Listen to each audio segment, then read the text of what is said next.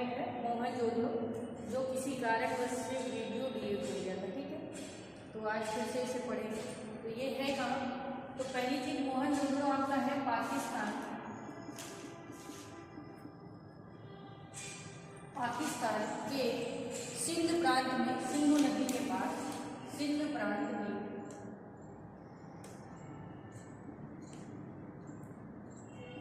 नदी कौन सी है? तो सिंधु नदी, सिंधु नदी के तट पर स्थित है। ठीक है, आपका मोहनजोदड़ो कहाँ है? तो आप यही कहेंगे पाकिस्तान के सिंधु प्रांत में है। और नदी कौन सी है? तो नदी है आपकी सिंधु नदी के तट पर। और किस तट पर? दाहिने तट पर। ठीक है, दाहिने तट पर।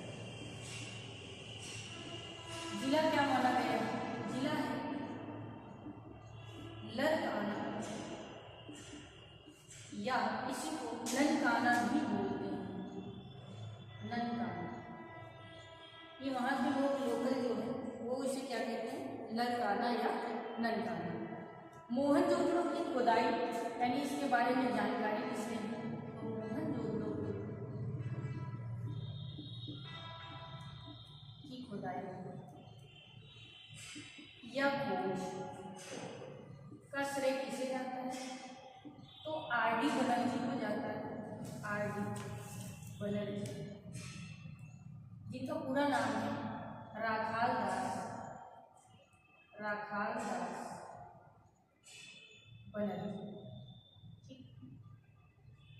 राखाल दास बनर्जी ने किस सन में की? तो सन 1922 ईस्वी में इन्होंने इस स्थल की खोज की। यानी मोहनजोदड़ो है कहाँ? तो मोहनजोदड़ो आपका है पाकिस्तान सिंध प्रांत पर और सिंधु नदी के दाहिने तट पर स्थित है। जिला अगर आपसे पूछता है तो लरकाना या लरकाना जिले में है। मोहनजोदड़ो की खुदाई या खोज का श्रेय किसे जाता है? तो आर डी बनर्जी, या हम उनके पूरे नाम से जानते हैं राखाल दास बनर्जी। और किस सन में की थी? तो सन 1922 ईस्वी में इन्होंने की। ठीक है, अब अगर इसकी जो रचना है, रचना की बात करते हैं, यानी ये मोहनजोदड़ो जो स्थल है, इसकी रचना के बारे में ये कहा गया है कि मोहनजोदड़ो पश्चिम दुर्ग में स्थित है। मोहनजोदड़ो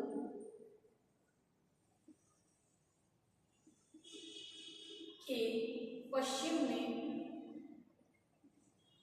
दुर्ग स्थित है और इसी के निचले भाग में नगर योजना।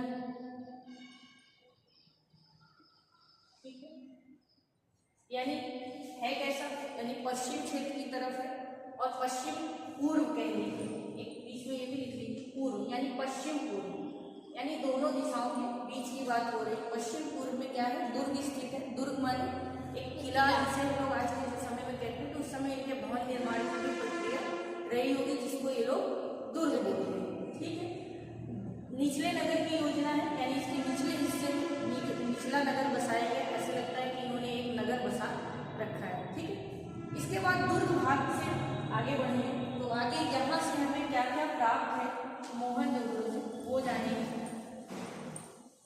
देखिए, ये मोहनजोदड़ो जो है बहुत पुराना स्थल है आपका, और यहाँ से चित्रकला से संबंधित बहुत सारी चीजें यानी साक्ष्य प्राप्त हुए हैं, जिससे हम ये जानते हैं कि मोहनजोदड़ो का हमारी कला में क्या अस्तित्व है।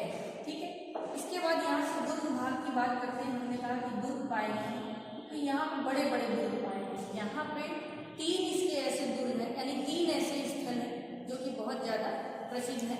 तो पहला आपका क्या है? बृहद स्नानागार। बृहद स्नानागार, स्नानागार का मतलब ये है कि जहाँ पर वो स्नान आदि इत्यादि क्रियाएं करते थे वैसा वो पाया गया, जिसे आज प्रेजेंट टाइम में आप कहेंगे स्विमिंग पूल।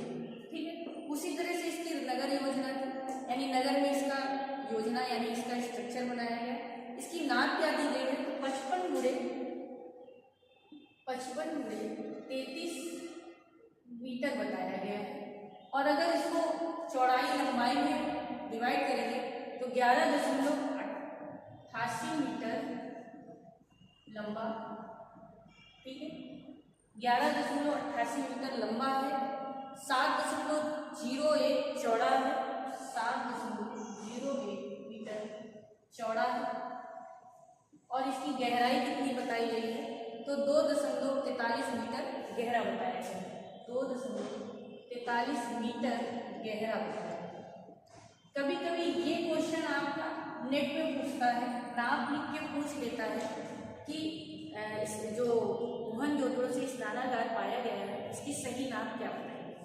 तो 11, 7, 2 याद रखिए कि इतना गहरा लंबा चौड़ा पाया गया, ठीक है। इसके बाद है बृहद अन्नागार पाया गया है। इसके बाद दूसरा क्या पाया गया है? बृहद अन्नागार।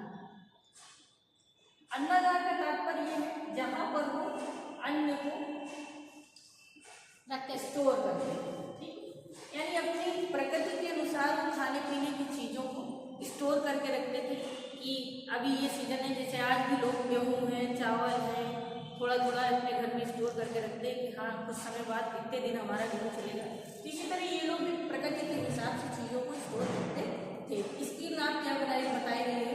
तो 55 गुणे 37 मीटर इसकी नाप बताई गई है। और इसे लंबाई चौड़ाई की जानेंगे तो इसकी जो है 45.71 मीटर 45.71 मीटर ये क्या है? लंबा है। और चौड़ाई इसकी है 15 लंबा है, चौड़ाई है इसकी 15.23 मीटर ये चौड़ा होता है।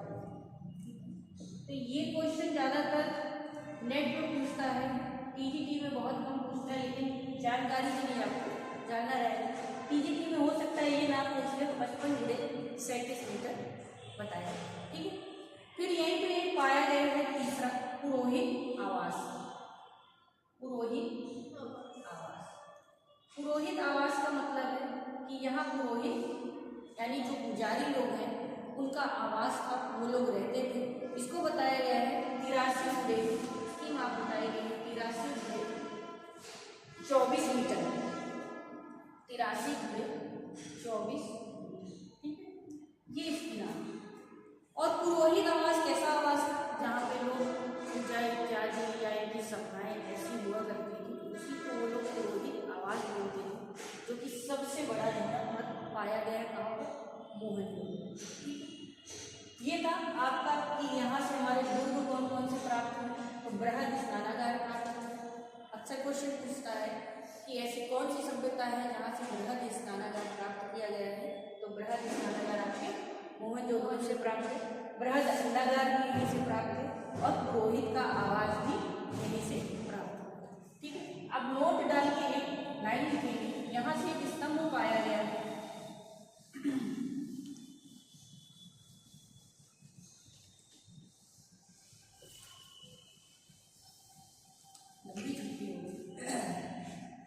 इसके बाद नोट करके लिखिए। यहाँ पर जो है एक स्तंभ यानी यहीं पर 20 खंभों से स्तंभ पाया गया है,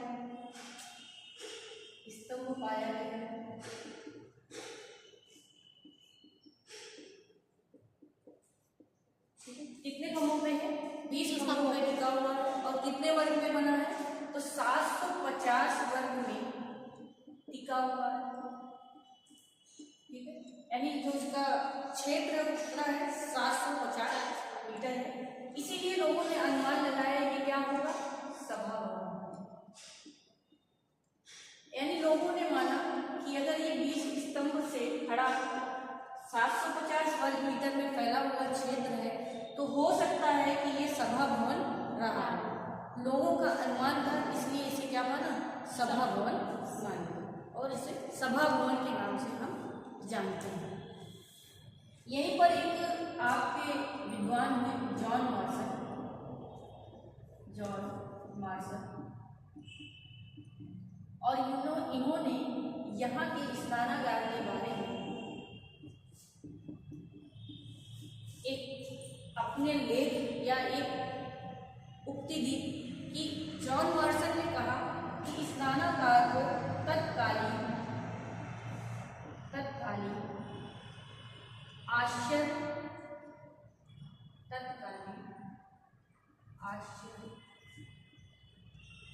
कहा जाना उचित है। क्यों कहा? क्योंकि उन्हें ऐसा लगा कि ये जो नगर है यानी मोहनजोदड़ो और जो यहाँ बृहद स्नानागार पाया गया है, ये तत्कालीन अगर आश्चर्यजनक निर्माण कहा जाए, ये कम नहीं है, ये उससे भी ज़्यादा है। क्यों? क्योंकि उस समय के लोगों का जो स्ट्रक्चर तैयार करने का साधन था वो उनकी सिर्फ बुद्धि ही थी, कोई इंजीनियर नहीं पैदा हुआ, इसलिए उन्होंने इसको तत्कालीन आश्चर्य कहकर भी संबोधित किया। ठीक है, आश्चर्य कहकर संबोधित किया है, जैसे भी लिख सकते हैं।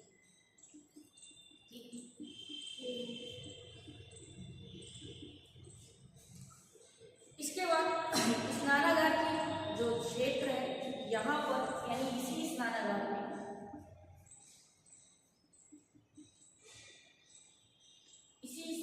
में एक कुषाणकालीन आपका स्तूप है। तो स्तूप की रचना भी हमें यही मिली, यानी कि उस समय शायद बौद्ध धर्म के लोग हो रहे हों इसलिए स्तूप मिले हों, क्योंकि स्तूपों का निर्माण ज़्यादातर बौद्धों ने ही किया, यानी बुद्ध धर्म के लोगों ने ही स्तूप बनवाए हैं या राजाओं ने बनवाए हैं। तो कौन उसमें रहे हैं? तो बुद्ध ही रहे, बौद्ध धर्म से संबंधित रहा। तो यहाँ से जो दुर्ग पाया गया है उसे ये माना गया है, यानी यहाँ से जो स्तूप मिला है इसे कुषाणकालीन यानी कि कुषाणकालीन के शासन में यानी कुषाणों के शासन में इस स्तूप का निर्माण हुआ होगा। और इसे बताया गया है ये किस दिशा में है? तो स्नानागार की ये पूर्व दिशा में, किस दिशा में स्थित है? पूर्व दिशा में। ये क्वेश्चन बनाता है कि बृहद स्नानागार की पूर्व दिशा में किस कालीन स्तूप प्राप्त, तो किस कालीन का प्राप्त हुआ है, यानी ये किसके राज्य शासन का बना हुआ स्तूप प्राप्त हुआ है? तो कुषाणकालीन प्राप्त हुआ है। ठीक है, इसके बाद है अन्नागार। जो अन्नागार प्राप्त हुआ है इसकी बात करते हैं। अन्नागार की जो रचना है ये सैंडो सभ्यता में ईंटों से निर्मित है, यानी ये जो अन्नागार बना हुआ है ईंटों से निर्मित माना गया है।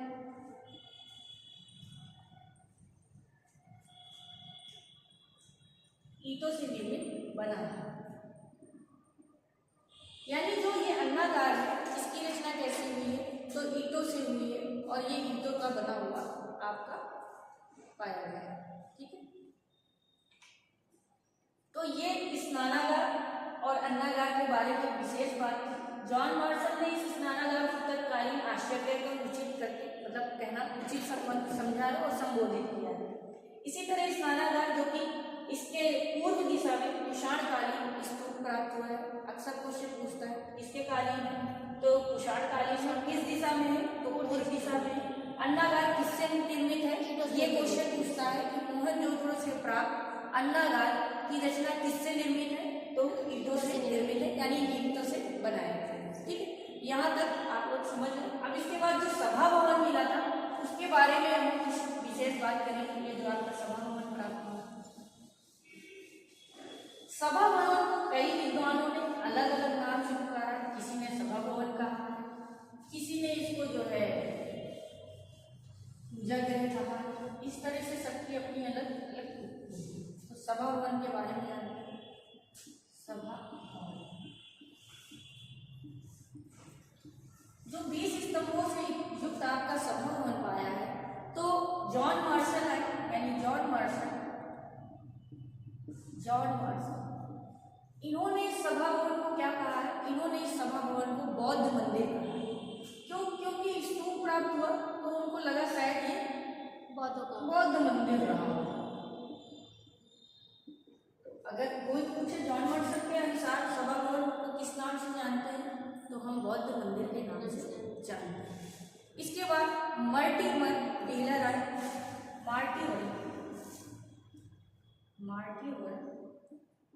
व्हीलर इन्होंने क्या कहा, इनका कहना यह था कि ये सभा भवन, यानी हम इसे सभा भवन भी कह सकते हैं इसकी रचना के अनुसार। इसके बाद आपके आते हैं के.एन. दीक्षित। के.एन. दीक्षित इन्होंने इस सभा भवन को कहा है कि यह एक धर्म चर्चा का भवन है या धर्म चर्चा का स्थान है। धर्म चर्चा का स्थान, यानी यहाँ धर्म से संबंधित चर्चाएं, पूजा इत्यादि कर्म होते रहे। इसके बाद है अर्नेस्ट मैके।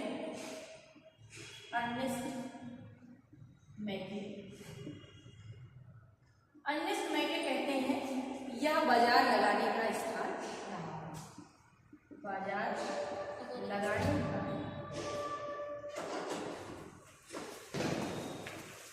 स्थान रहा।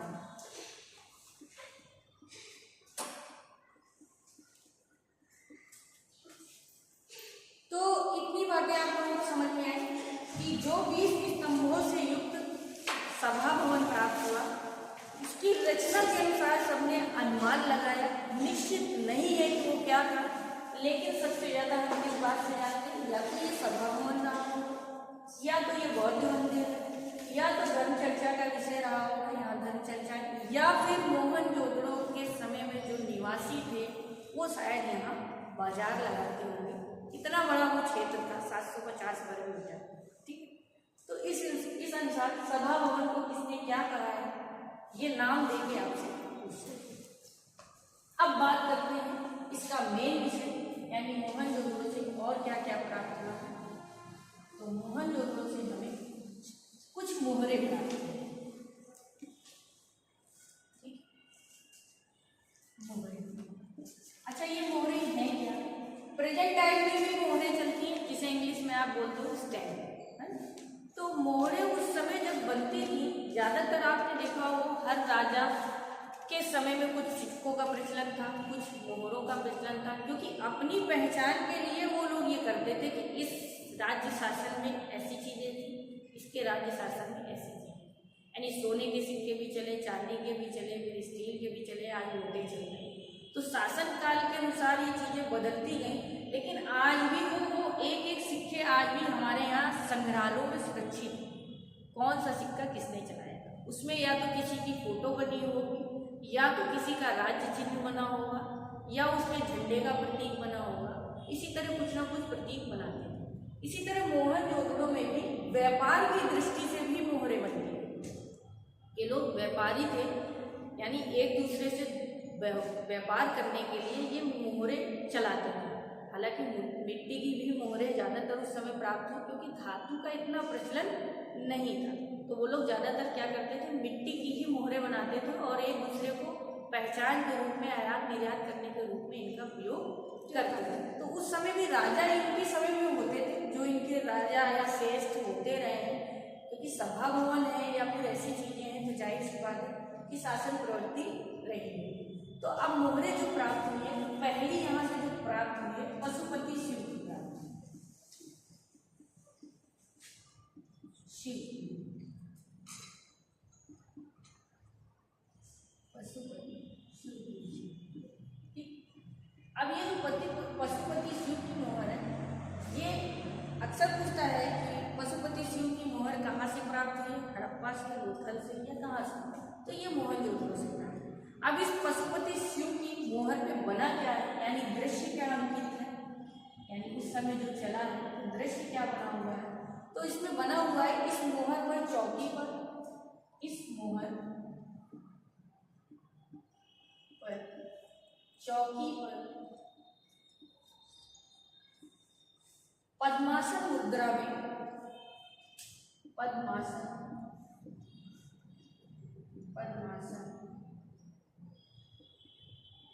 मुद्रा में, ठीक है, पद्मासन मुद्रा में बैठी श्रृंग युक्त, बैठी श्रृंग युक्त, श्रृंग यानी त्रिमुखी आकृति है, श्रृंग युक्त त्रिमुखी, यानी उसके त्रिमुखी आकृति।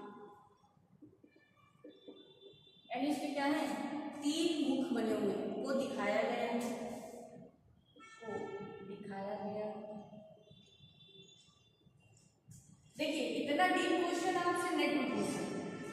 पशुपति शिव की मोहर में क्या अंतर है? 4 ऑप्शन आपसे बना सकते हैं, यानी ये रचना आपको याद होनी चाहिए इसमें क्या क्या अंतर है। टीजीटी में तो केवल इतना ही पूछ सकता है पशुपति शिव की मोहर कहाँ से प्राप्त हुई है, लेकिन अगर नेट में पूछता है तो वो आकृति पूछ लेगा कि क्या होगा। ठीक है, जिसके दाहिनी तरफ व्याघ्र, जिसकी बनाया गया है, जिसकी दाहिनी तरफ व्याघ्र,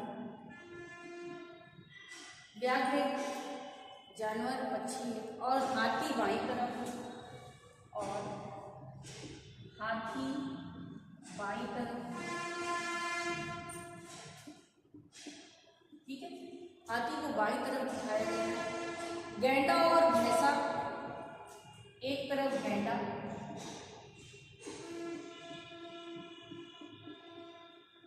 गैंडा और भैंसा, गैंडा और भैंसा, तथा चौकी के नीचे 2 हिरण, तथा चौकी के नीचे 2 हिरण। ठीक है, जिनमें एक सुरक्षित और एक खंडित हो चुका है, जिसमें एक सुरक्षित, एक सुरक्षित और एक खंडित।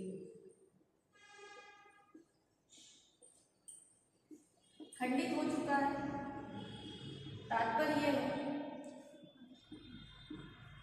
कि जब वो खंडित हो गया है यानी कि टूट गया है।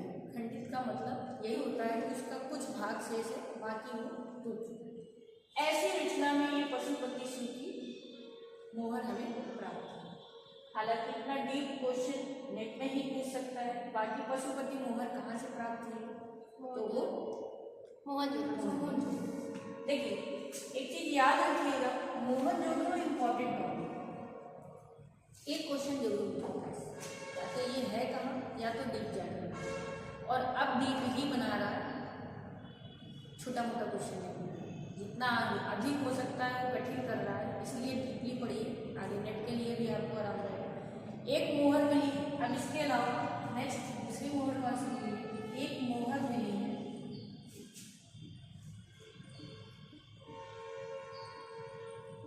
जिसमें क्या मस्तूलदार नाव बनाई, मस्तूलदार नाव बनाई। लाइबा जी, मस्तूलदार का मतलब बताओ।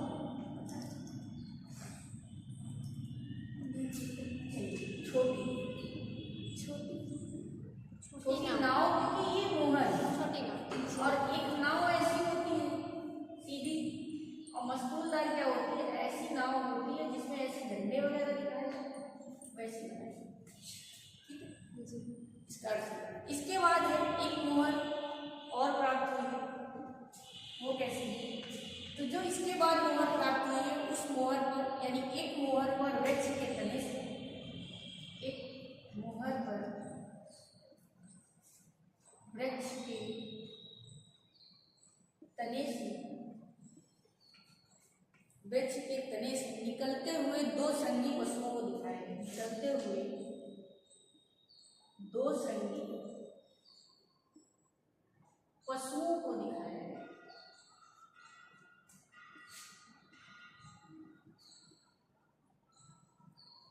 अब क्वेश्चन आपसे बना सकते हैं, एक वृक्ष के तने से 2 संगी पशुओं की आकृति, ऐसी मोहर कहाँ से प्राप्त है, ऐसे क्वेश्चन बना सकते हैं। कहाँ से प्राप्त है, मोहनजोदड़ो से। ठीक है, नेक्स्ट और कौन सी मोहर वो पढ़ते हैं, पूरा टाइम।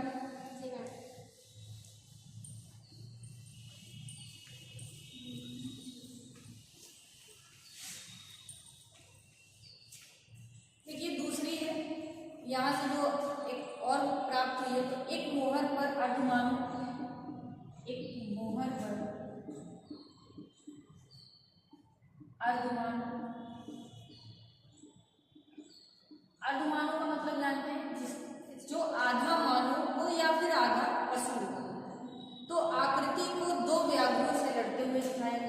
आकृति को दो व्याघ्रों से लड़ते हुए दिखाया गया है।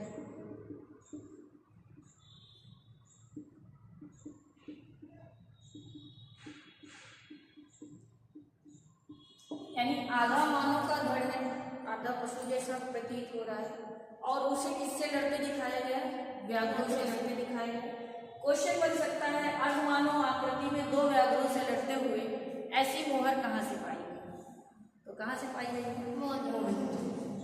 अब आपका ये मोहनजोदड़ो में मोहर टॉपिक खत्म होता है। इसके बाद आगे बात करेंगे मूर्ति, यानी यहाँ से कुछ मूर्तियाँ प्राप्त हुई हैं जो हमारी चित्रकला के लिए विशेष है और जानी जाती है। ठीक है, तो यहाँ सबसे जो बृहद बात है, तो यहाँ से एक योगी की मूर्ति प्राप्त हुई।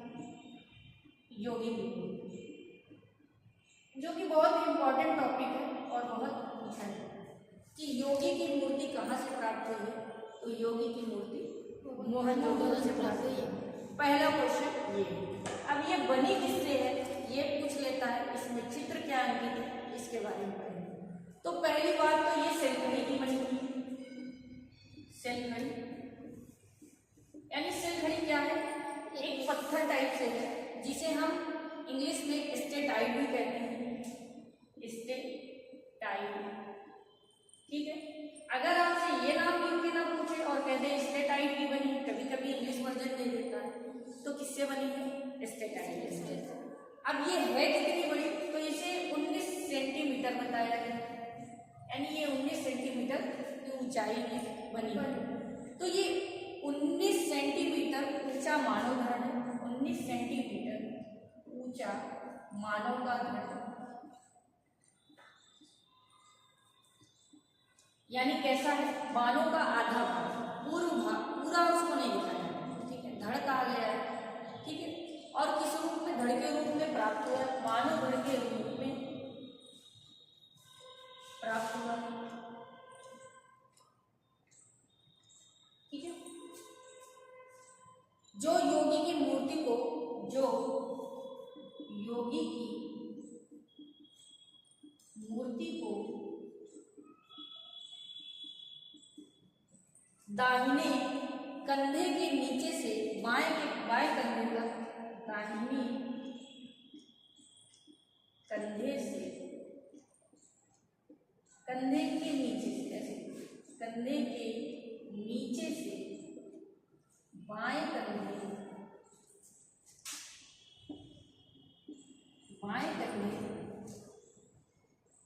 के ऊपर त्रिपतिया के ऊपर त्रिपतिया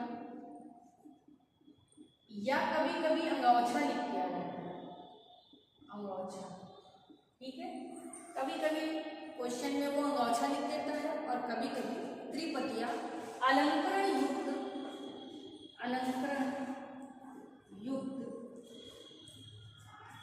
ठीक है। यानी अलंकरण युक्त का मतलब है कि इसमें जो है फूल पत्ती या ऐसी चीजें बनी हैं। अलंकरण युक्त लाल शाल ओढ़े दिखाए हैं, लाल शाल ओढ़े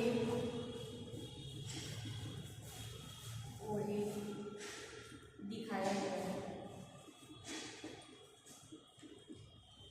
आजकल फैशन है ना, इधर से जाता है अंगौछा और इधर तक आता है, उसी तरह योगी को भी दिखाया गया है। और किस कलर का ओढ़े? तो लाल कलर का ओढ़े। साथ में वर्गाकार दाढ़ी दिखाई गई है, साथ में वर्गाकार दाढ़ी दिखाई गई। आजकल दाढ़ी के प्रकार देख रहे होंगे, दाढ़ी दिखाई गई। देखो उस समय से फैशन चल रहा है, लोग आज भी फॉलो कर रहे हैं, है ना। दाढ़ी दिखाई गई है और बालों को मानो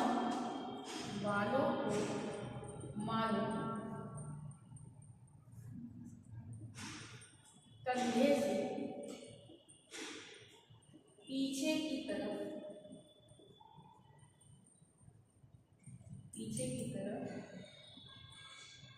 झाड़ा गया है। क्या लिखिए? पीछे की तरफ किया गया है, ठीक है।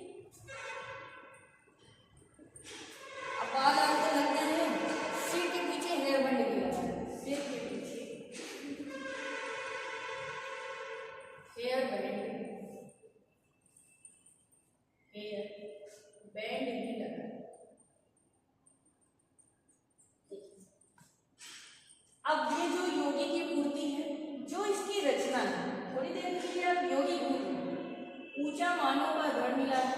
ठीक है, योगी की मूर्ति के दाहिने कंधे से लेकर नीचे के कंधे के ऊपर की बतिया या अंगोछा ओढ़े, बाल पीछे को है ना, वर्गाकार दाढ़ी है। तो उसकी इस रचना के अनुसार इसे योगी की मूर्ति कहा गया है। बना किससे है? सल्फेट से बना या इसके डाइट पत्थर से बना है। तो ये कहाँ से प्राप्त है? ये आपको मोहनजोदड़ो से। और इसी मूर्ति की एक बात कही गई है कि सर्वाधिक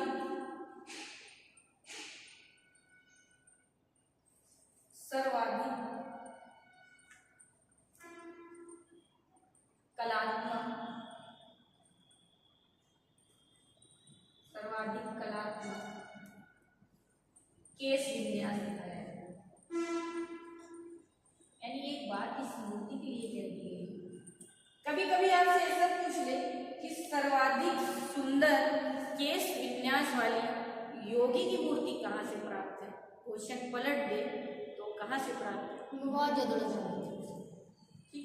यहीं पे देखिए, आप क्वेश्चन इसलिए बताते जाते हैं कि टॉपिक से क्वेश्चन कैसे पूछे। अगर आप टॉपिक पढ़ रहे हैं तो आपको लगेगा हम तो पूरी कहानी पढ़ रहे हैं, लेकिन टॉपिक से ज़्यादा आप क्वेश्चन कैसे बनाएंगे या क्वेश्चन कैसे बना के पूछता है, इसकी भी बात होगी। ठीक है, इसके बाद और आगे चलते हैं और क्या क्या प्राप्त हुआ है, जिससे हम जाने कि हमारी कला यानी हमारी भारतीय चित्रकला का इतिहास कहाँ से शुरू है और कहाँ तक पहुँचा। ठीक है, आधुनिक तो बहुत ज़्यादा है, लेकिन पुराना क्या है ये भी जानना जरूरी है। अब यहाँ चूने पत्थर से बनी एक मूर्ति प्राप्त हुई। किससे? चूने पत्थर से बनी। इसमें क्या मिला ये जानना चाहिए। जो चूने पत्थर से बनी है, इसमें भेड़ों और हाथी की संयुक्त मूर्ति। कैसे मिली है? भेड़ों और हाथी की संयुक्त मूर्ति। संयुक्त का मतलब है कि साथ में दिखाया है, भेड़ और हाथी। अब एक यहाँ से विशेष इंपॉर्टेंट कांसे से बनी मूर्ति,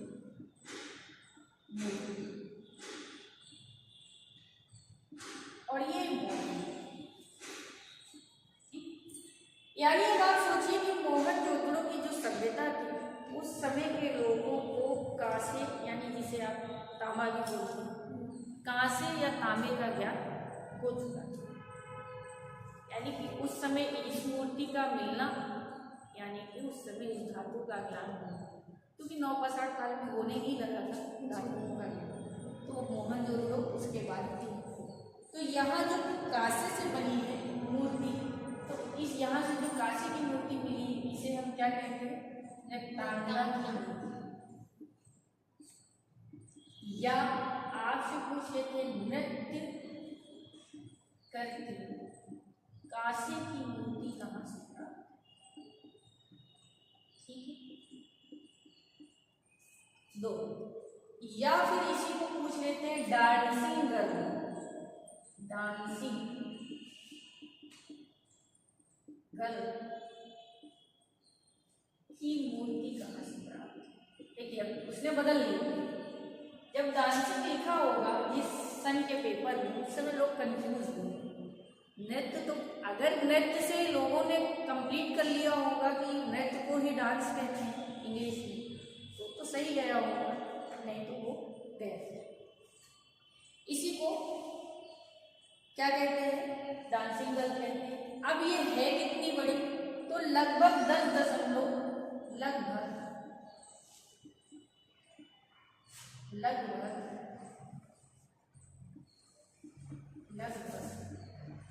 10.5 सेंटीमीटर, 5 सेंटीमीटर बताया। लेकिन कभी कभी एक नाप और पूछते हैं इंच में, तो इंच में इसे हम जानते हैं 4.1 इंच। ठीक है, 4.1 इंच में अगर बात करें।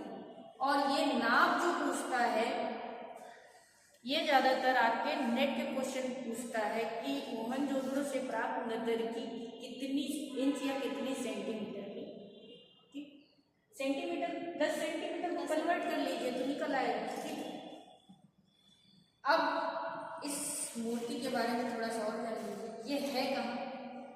तो डांसिंग गर्ल इस समय सुरक्षित कहाँ है, यही बता देते हैं, सुरक्षित कहाँ।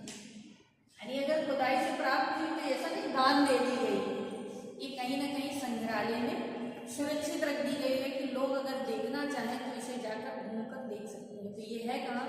राष्ट्रीय संग्रहालय नई दिल्ली, राष्ट्रीय संग्रहालय नई दिल्ली सुरक्षित।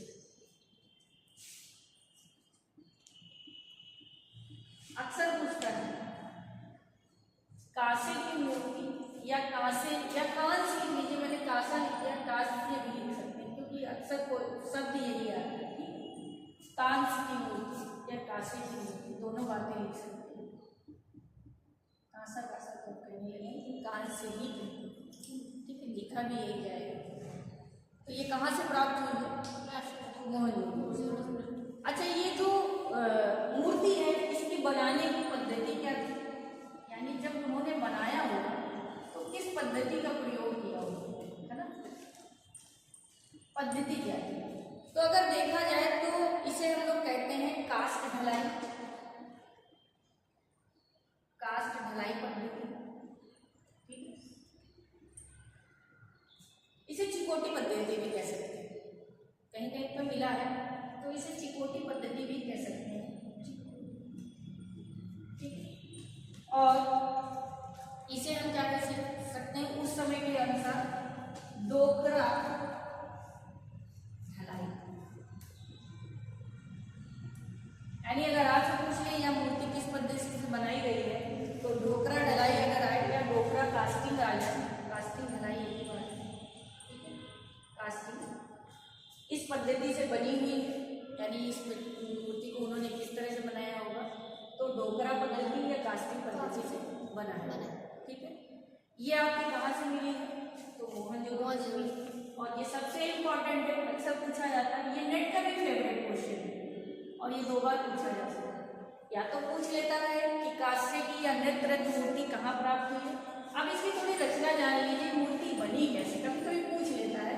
तो ये मूर्ति जो बनी है ये जो है इस तरह से बनी है, इसका एक हाथ कमर में, ठीक है, और पैर लंबे हैं और एक हाथ ऐसे और ये पैर ऐसे ऊंचाई पे ऐसे रखना है। तो ऐसे लगता है कि ये नृत्य की मुद्रा में आपकी बुक में बना होगा, आपको भारतीय चित्रकला की इतिहास पुस्तक में देखिएगा तो ये बना होगा। ठीक है, तो इसीलिए इसे कहा गया है नृत्यांगना की मूर्ति या नृत्य काशी की मूर्ति, ठीक, या नर्तकी की मूर्ति कहकर भी इसे कहते हैं। और यहीं से आगे बात करते हैं मोहनजोदड़ो से और क्या प्राप्त है। इस मूर्ति की क्वेश्चन को बहुत ध्यान से याद रखिएगा। ठीक है,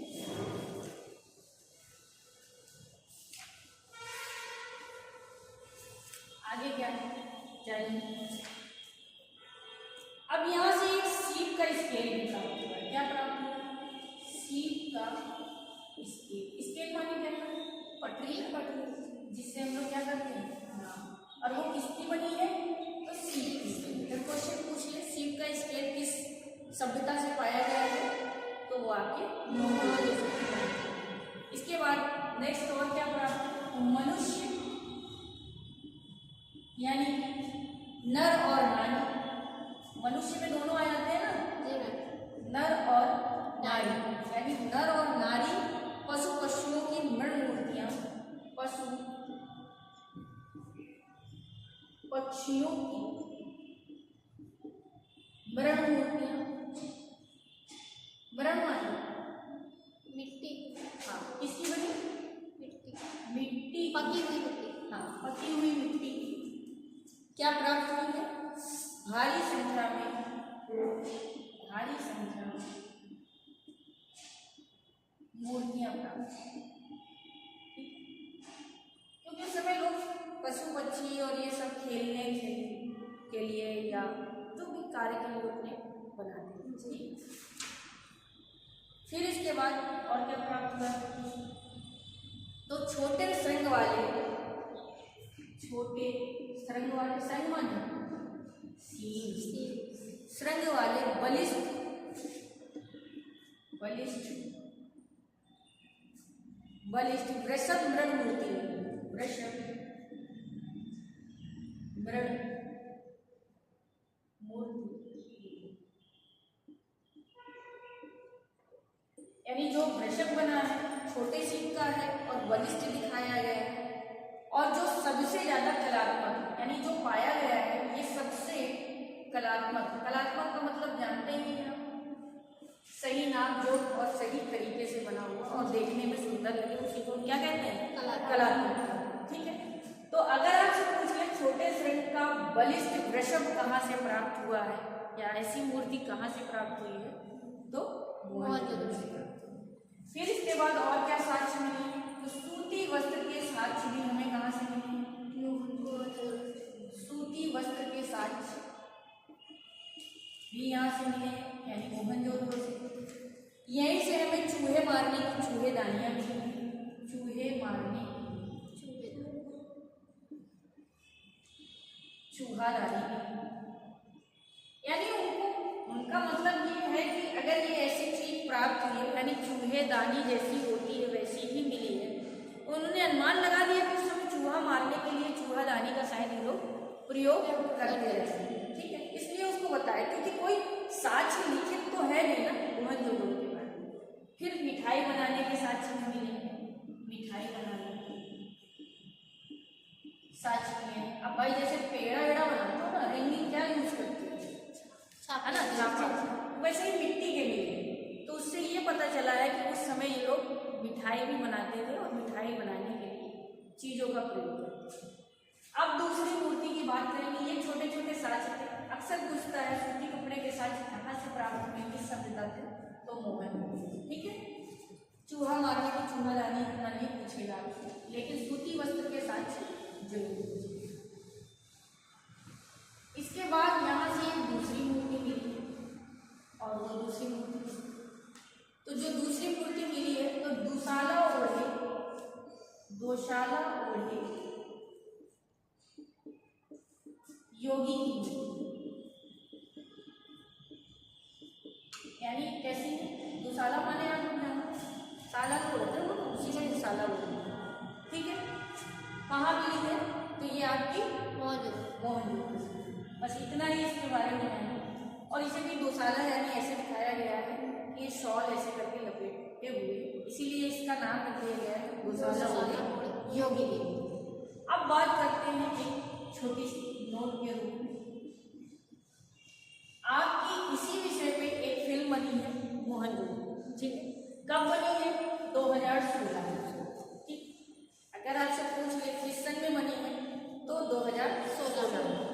और इस फिल्म को संदर्भित या निर्देशित किसने किया। ठीक है, संदर्भित का मतलब है बनाया किसने है, या निर्देशित किसने किया उसका भी अर्थ बनाया किसने। ठीक है, निर्देशित किसने किया है, तो आशुतोष गोवारिकर ने किया। किसने किया, आशुतोष गोवारिकर।